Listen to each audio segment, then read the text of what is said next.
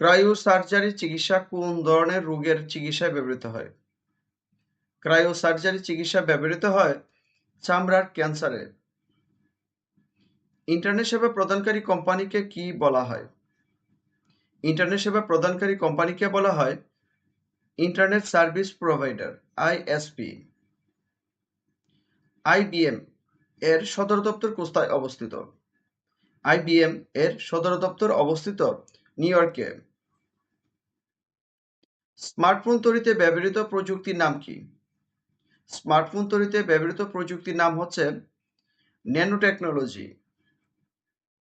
Junk email অন্য কি নামে পরিচিত? জাঙ্ক ইমেইল স্পাম নামে পরিচিত। ওয়েব পেজ ব্রাউজ করার সময় নিচের কোন সফটওয়্যারটি ব্যবহৃত হয়?